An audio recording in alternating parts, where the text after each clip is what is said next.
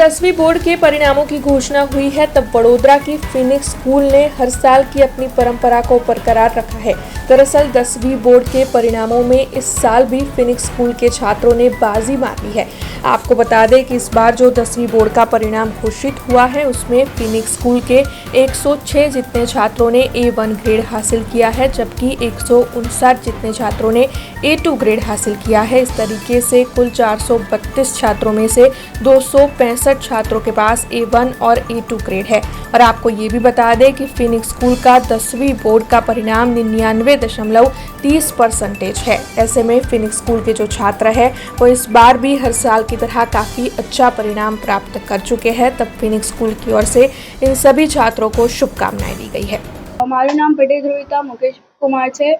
મેં 10thની અંદર 99.89% મેળવેલ છે અને આની માટે મેં ફિનિક્સ ટીમનો ખૂબ જ આભાર માનું છું, કારણ કે તેઓએ અહીંયા ખાસું બધું અહીંયા તૈયાર કરાવી દીધું હતું, એટલે અમારે ઘરે જઈને એટલું ખાસ તૈયાર કરવાનું રહેતું નહોતું અને ડેલી 3 to 4 આવર્સની અંદર અમારું આખું રેડી થઈ જતું હતું। અને આની માટે મેં મારા મુકેશ સરને ખૂબ જ આભાર માનું છું કે તેઓએ અમને જે ગાઈડન્સ આપ્યું, તેથી અમે આવી સફળતા પ્રાપ્ત કરી છે।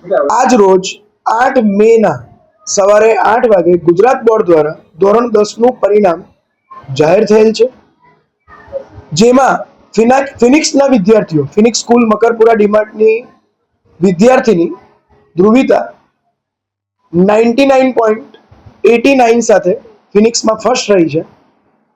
हमारा कुल 432 विद्यार्थियों ધોરણ 10ની પરીક્ષા આપી, જેમાંથી A1 ગ્રેડ 106 A2 ગ્રેડ 159 159, કુલ A1 A2 265, 432 માંથી 265, જે આપણું વડોદરાનું ફર્સ્ટ ટાઈમ આ result highest A1 grade century A1 grade કહી શકાય।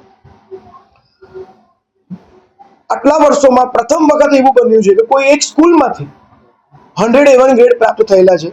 તો વિદ્યાર્થીઓને, વાલીઓને અને શિક્ષકોને ખૂબ ખૂબ અભિનંદન અને અમે આવી જ રીતે મહેનત કરતા રહીશું।